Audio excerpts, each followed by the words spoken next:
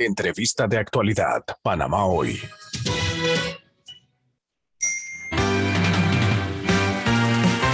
Bien, y hasta ahora vamos a dar paso de inmediato a la ministra de Educación, nuestra siguiente invitada, Maruja Gorday.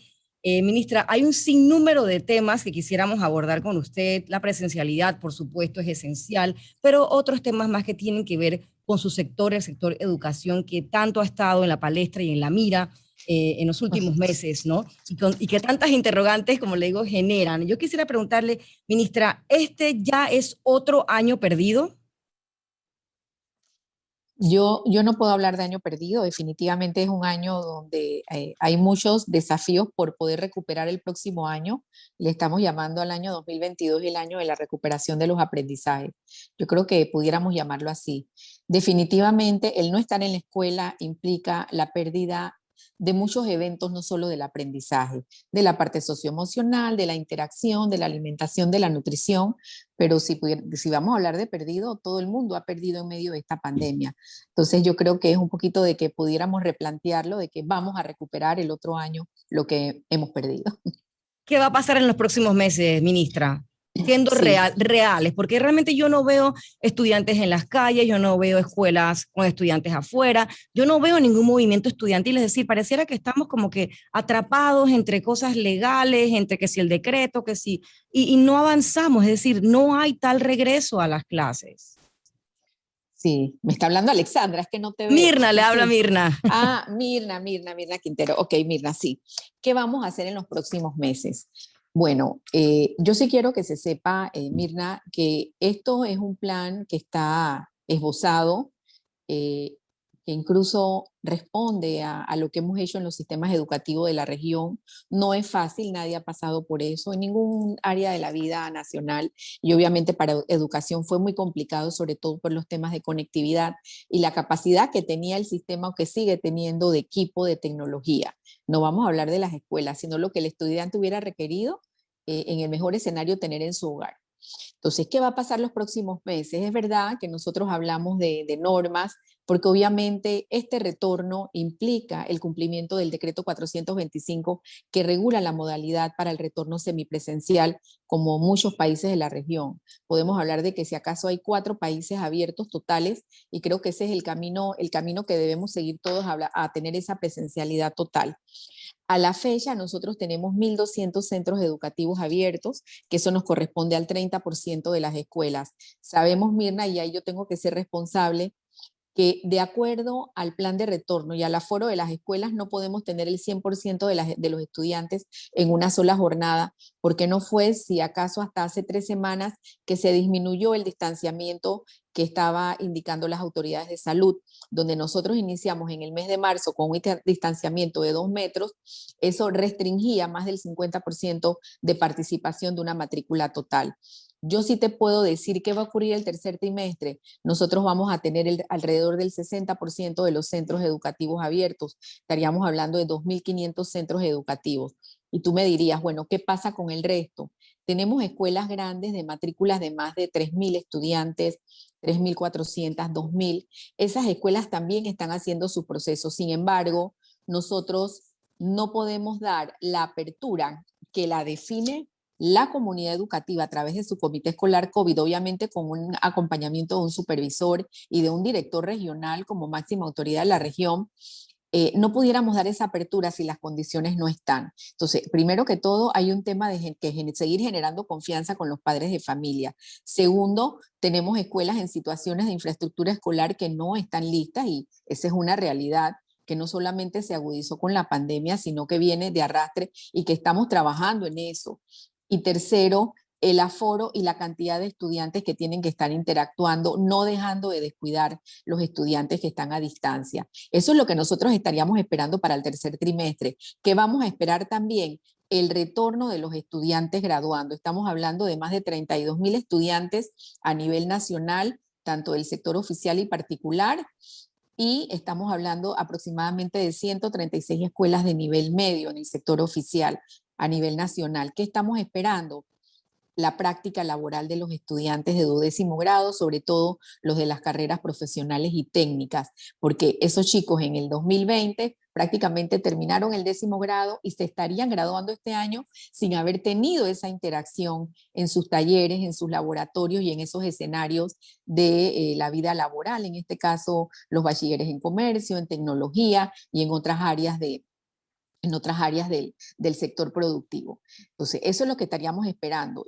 Nosotros no estamos hablando de desfiles patrios, todavía estamos esperando las indicaciones de las autoridades de salud en el mes de octubre en relación a las graduaciones. El año pasado se hicieron muy pequeñas en escuelas donde no habían más de 40 graduandos. Los chicos graduandos, la Dirección de Asuntos Estudiantiles, estudiantes graduandos, ha solicitado el aval, pero nosotros en este momento, hasta no haber generado esa confianza y sobre todo la recomendación de las autoridades de salud, no podemos hablar de graduación. Eso es lo que nosotros estaríamos esperando. Estaríamos esperando también generar los procesos de matrícula en línea y matrícula presencial y obviamente el retorno completo del personal administrativo, directivo, de supervisión y el personal docente a las escuelas, como lo hemos promulgado en una circular que no riñe, y por eso tú hablas de normas y de leyes, porque obviamente todo lo tenemos que basar en la norma, que no riñe con nuestro decreto. ¿Qué estamos esperando en el 2022? Una acción de capacitación que tenga gran escala, no voy a hablar de masivo, sino de gran escala, y arrancar el año lectivo a finales de febrero para iniciar clases en marzo, Dios mediante, con un retorno presencial completo. Ministra, ahora sí le saluda Alexandra. Quería preguntarle si no le preocupa el diagnóstico que se ha hecho de niños de 3er grado que no saben leer y escribir, niños de 6º grado que no saben multiplicar y dividir, porque obviamente, aunque han tenido clases virtuales, la calidad se ha visto afectada para muchos. ¿Cómo se va a manejar eso? ¿Cómo se va a nivelar eso? O sea, hemos tenido 2 años de verdad muy duros y ya teníamos un problema de calidad educativa en muchos planteles. ¿Qué va a pasar ahora? ¿Cómo va a enfrentar eso? Sí, Alexandra, y saludos. Te comento lo siguiente.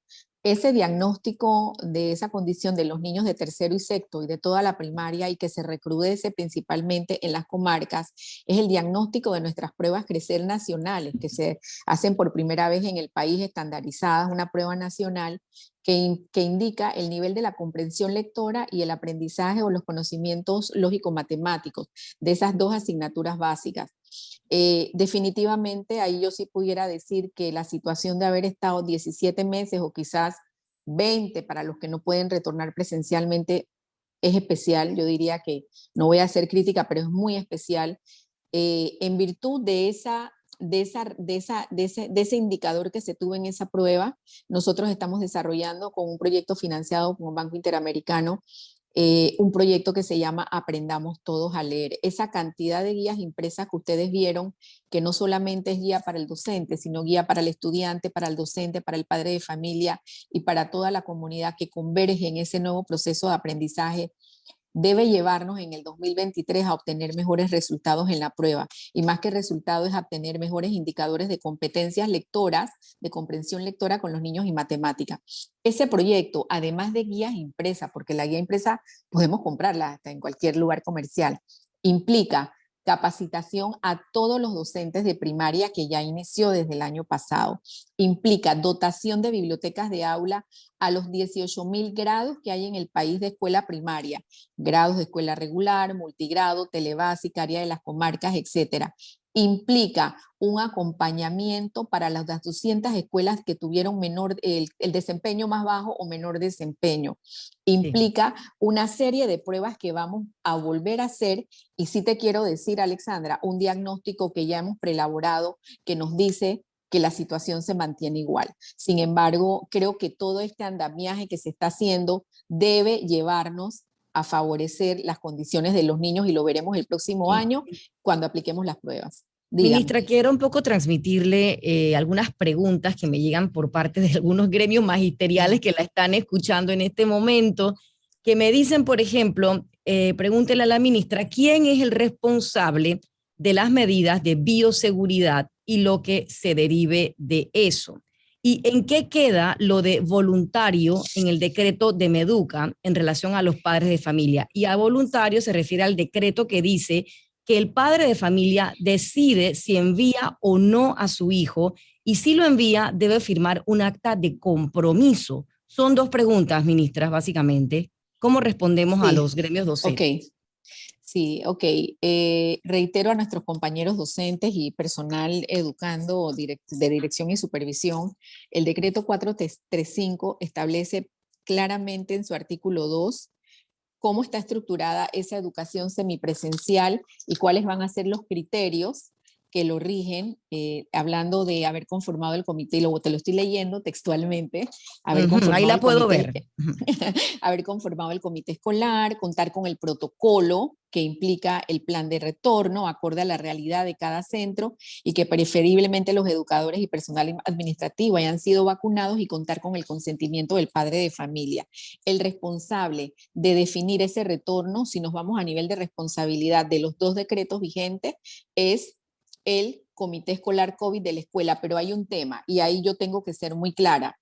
Tampoco podemos, yo no voy a hablar de permitir, pero tampoco podemos dejar por sentado de que si hubiere, yo no tengo conocimiento que eso ha ocurrido, pero que si hubiera una escuela que dice, bueno, aunque tengamos la escuela lista, no vamos a regresar.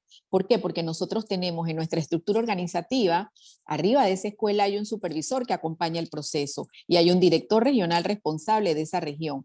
Ese director de esa escuela de alguna manera en algunos momentos interactúa con el Comité Regional COVID, que es el comité donde está el Ministerio de Salud, el Ministerio de Educación y la comunidad educativa, y van viendo el comportamiento de cada escuela. Entonces, el responsable de eso es tanto el director de la escuela con su comité escolar, que lo conforma su comunidad educativa, y cada director regional. Por el otro lado, cuando hablamos de voluntario recuerden que eso lo pusimos en el mes de mayo. En el mes de mayo todavía no se hablaba de vacunación de estudiantes de 14, ni de 12, ni 16 años. No habíamos inclusive hecho la proyección con la cantidad de vacunas que compró el país para tener vacunado a toda nuestra planta docente. Y obviamente los padres nos pidieron algo que pudiera generar tranquilidad en ellos, de que si ellos no querían, por algún motivo muy personal o alguna condición de salud de su hijo, no enviarlo, que se le garantizara la educación. Por eso se hace la voluntariedad. Y estamos hablando de que es del estudiante, no es de la escuela, del estudiante. Estamos hablando ya de un decreto que empieza a regir en el mes de mayo. Y obviamente el padre tiene la decisión de enviarlo. ¿Por qué? Porque nosotros aún, y no quiero entrar en temas médicos ni epidemiológicos porque no soy de esa área, pero nosotros estamos esperando las indicaciones cuando se diga, ya el país tiene la inmunidad comunitaria, ya el país desbloqueó todas las otras áreas y yo asumo que en ese proceso nosotros entraríamos y decir, se abren las escuelas y se generan todos los procesos donde debe bajar el riesgo y el contagio del virus. Entonces creo que más que nada responde a eso, Mirna. ¿Quiénes están firmando las certificaciones? A mí me preguntan por acá. Bueno, hay dos temas muy claros. Nosotros tenemos 1.113. Mira, yo quiero, y voy a aprovechar que estamos con los docentes y estamos con mucha cobertura de audiencia. Nosotros tenemos en línea todos los protocolos publicados. Exactamente lo hicimos, primero para generar un proceso de transparencia, segundo de confianza, no solo con los padres de familia, con los estudiantes graduandos, con la comunidad educativa, con los medios de comunicación. Ustedes entran a nuestra página web, ahí tenemos un mapa, un dashboard que tienen amarillo, tienen verde y tienen rojo. Vas a ver que la mayoría es rojo, pero nosotros tenemos en este momento 1.113 protocolos en línea que están en proceso. Entonces es importante saber que lo que nosotros estamos hablando, y ahí es donde entran a veces las discrepancias, lo estamos basando en la data que nos mandan las escuelas y las direcciones regionales. Por el otro lado, ¿qué son las certificaciones seguras? Estamos hablando de dos elementos. Si me voy al decreto 435, la escuela abre después de haber cumplido los 5 parámetros que te leí. Sencillo. Sin embargo, en ese proceso de apertura se dan solicitudes adicionales o para tener más seguridad de algunos centros educativos al Ministerio de Salud en algunas regiones. Nuestra norma no dice que el MINSA tiene que certificar las escuelas. Y yo quiero ser muy clara porque me voy a la norma. Nosotros no hubiéramos podido jamás con el MINSA porque el MINSA tiene un compromiso de vacunación, de trazabilidad, de reactivar los servicios de salud. Sin embargo, muchas regiones educativas, los directores regionales de salud, están adicionalmente otorgando esa certificación que se ha conseguido de manera empática, en sinergia con las autoridades de MINSA. Nosotros entregamos las certificaciones seguras, esas que entregamos con foto a los directores, cuando la escuela ha cumplido con los 5 parámetros del 435. Entonces, es importante resaltarlo. Pero el mismo decreto en el artículo 4 dice que para la implementación de la educación, te lo voy a leer textual, semipresencial, se tomará en cuenta las condiciones epidemiológicas del COVID. ¿Por qué? Porque en ese comité regional yo tengo MINSA y tengo MEDUCA. Me dicen, ejemplo, corregimiento de Caimitillo, se mantiene el índice de positividad arriba de 1, arriba de 3. El regional nos dice, lo estoy poniendo por ejemplo, se cierran las escuelas como no ha pasado o no pueden abrir. Nosotros en mayo teníamos 28 escuelas de Panamá Centro que cuando iniciaron clases semipresenciales, hace 3 semanas prácticamente acabando el trimestre, porque recuerden que ahí comenzó el repunte del tercer rebrote. Ministra, pero Entonces, ¿qué hay detrás de esta negación de algunos gremios y de algunos educadores de no regresar a clases? ¿Hay algo más detrás? Porque ellos dicen que es la preocupación por la salud de ellos y de sus estudiantes y de las familias, pero ¿hay algo político detrás, piensa usted? bueno, yo sí no podría aseverar eso. Lo que sí te digo es por esa preocupación que ellos plasmaron en el mes de marzo de que se querían vacunar, se les adelantó el proceso para vacunarlos. Nosotros tenemos más de 63,000 personas ya vacunadas, de las 67,000 que forman aproximadamente la planilla del Ministerio de Educación y casi un 90% con la segunda dosis. Entonces yo creo que es un tema de posturas. Yo no sé ni qué decirte y no me gustaría calificarlo. Yo me siento con ellos, yo tengo con ellos un diálogo, ellos hablan de que siguen con la preocupación, de que hay contagio, pero estamos viviendo en una nueva normalidad, en una nueva modalidad educativa. Yo le hablo una nueva rutina educativa y nosotros, yo creo que hemos superado ya la confianza que debemos tener en el padre y en la misma comunidad educativa. ¿Y por qué te lo digo, Mirna y Alexandra? Porque los CAIPI que iniciaron el mes de febrero, yo no voy a decir que no hubo contagio, pero el contagio fue mínimo, menos de un 0,5%. Y nuestras escuelas que iniciaron en marzo con las tutorías, no hubo contagio prácticamente hasta junio, que se detectaron uno que otro contagio, porque aumenta, entramos nosotros en el tercer repunte y obviamente algunas comunidades tipo Capira, la comunidad, la escuela no tuvo el virus, la escuela tiene medidas estrictas. Y yo sí te quiero decir, pues serán los menos los docentes que estén en esa negación o que estén en esa medición de fuerzas, porque yo sí tengo que hacerle honor a los más de 20,000 docentes que desde el año pasado, no este año, se fueron a las comarcas, cruzaron río, llevaron material, interactuaron con sus estudiantes, unos se contagiaron, otros no. Nosotros nos hemos contagiado todos en el país, en el Ministerio de Educación. Aquí no hubo un día que se cerró el Ministerio de Educación. Entonces yo creo que es importante también entender de que no estamos hablando de los más. Ministra, yo quería preguntarle o más bien comentarle algo que me llegó por redes y es un comentario justamente del doctor Pichel, a quien usted estoy segura que lo conoce muy bien. Dice, aquí algo está mal. Rommel lleno, escuelas vacías. Aunque hay que entender que el Rommel depende de lo que decida la FIFA, las escuelas de lo que decida el Meduca y los gremios magisteriales. ¿Qué le parece a usted ese comentario? Bueno, yo le digo al doctor Pichel que el 13 de septiembre, el lunes, iniciamos el tercer trimestre y vamos a hacer un recorrido. También vamos a invitar a los medios a que nos acompañen. Mira, yo estuve el día de ayer inaugurando el torneo intercolegial de primaria, por cierto, que es la primera vez que los chicos de primaria los podemos organizar. Habían 8 equipos, estábamos en un campo de Arraiján de béisbol, estaba la banda de una escuela y sencillamente le decía yo a la audiencia, más que hablar del torneo, le dije, esto es lo que queremos al retornar a las escuelas. Yo sigo creyendo de que hay que seguir trabajando. Hemos tenido muy buen apoyo de los pediatras, han estado trabajando con los padres de familia y los padres de familia tienen el derecho de exigir educación y una buena educación para sus hijos. Y por acá también me comenta alguien, y ya con eso quiero terminar porque sé que tiene una reunión pendiente y no la queremos retrasar, pero ¿por qué tienen una dirigencia magisterial cómoda y conforme con el escenario actual y el sistema no tiene la capacidad de exigir el retorno inmediato a clases? Nada justifica que más de la mitad de los estudiantes del sistema público no estén recibiendo clases adecuadamente. Es una fuente que me envía este comentario que me parece tiene mucho sentido, ministra. Sí, el retorno inmediato a clase va a depender de obtener la inmunidad comunitaria. Yo sí creo ser muy responsable en eso. Nosotros Este tipo de decisiones las tomamos en conjunto con el Ministerio de Salud. No voy a decir que es responsabilidad del Ministerio de Salud, pero obviamente ellos nos van dando la ruta sobre las orientaciones para poder tomar las decisiones.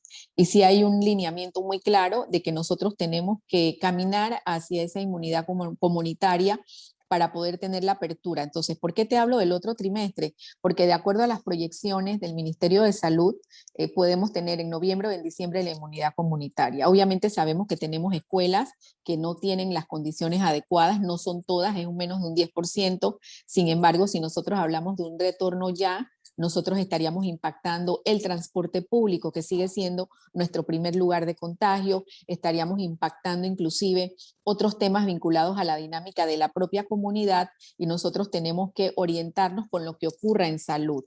Inclusive muchas personas pensamos que íbamos a terminar el año prácticamente, vamos a decir, a distancia, pero en vista de lo que se ha logrado con la compra de la vacuna, con la vacunación y con el control que se tiene y la minimización de riesgo y de contagio, se van dando estas aperturas. Yo sí quiero decirles a Mirna y a Alexandra que en la región hablamos de 3 sistemas educativos abiertos totalmente. Recientemente, hace una semana, y puedo decirlo con responsabilidad, abrió México. Obviamente sabemos que México, pero es exactamente el tema de que los niños no pueden seguir esperando. Sabremos que Colombia abrió en el mes de junio, Costa Rica cambió su calendario escolar para septiembre, pero el resto de los países, algunos se mantienen a distancia y otros se mantienen como nosotros, que UNICEF le llama parcialmente cerrado, pero sería la modalidad semipresencial.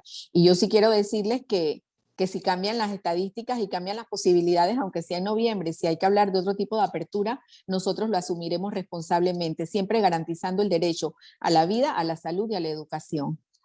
Gracias, ministra, de verdad, por haber estado acá, dedicarnos más de lo que esperábamos, ¿no? Porque sabemos, como les decía, que la ministra Sí. tiene un compromiso, pero se ha dedicado estos minutos aquí en Panamá hoy para explicar realmente cuál es el panorama actual y lo que podemos esperar también. Y me preocupa un poco lo que usted mencionaba, ministra, eso de medir fuerzas. Es lamentable que estemos midiendo fuerzas entre un sector y otro cuando se trata del tema educativo. Gracias por haber estado con nosotras. Muchas gracias a Mirna y Alexandra. Saludos y a la orden siempre desde el Ministerio de Educación. Gracias. Claro que sí. Buenos días, 8:06 de la mañana.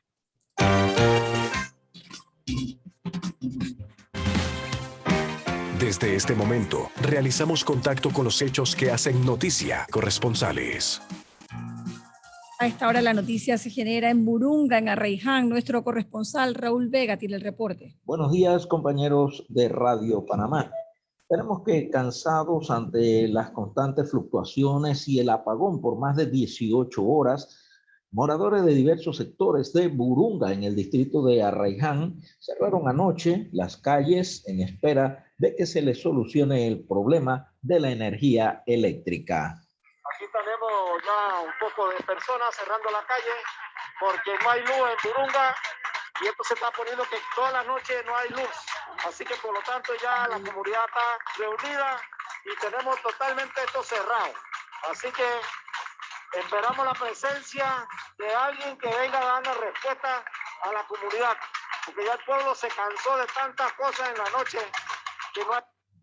Pero la falta de energía eléctrica también se extendió hasta Ollas Arriba de Capira, con más de 24 horas sin el servicio, donde, de acuerdo a los residentes, los alimentos se están descongelando y dañando. Requieren que la empresa pague los daños y se le solucione el problema lo más pronto posible. En la información desde Panamá Oeste, Raúl Vega para Radio Panamá. Ya regresamos con más información en tu noticiero Panamá Hoy. Soy Hernán Posada Rosso y en Estampas Colombianas, Panamá, usted encuentra noticias, información, entrevistas, actualidad, seriedad, compromiso.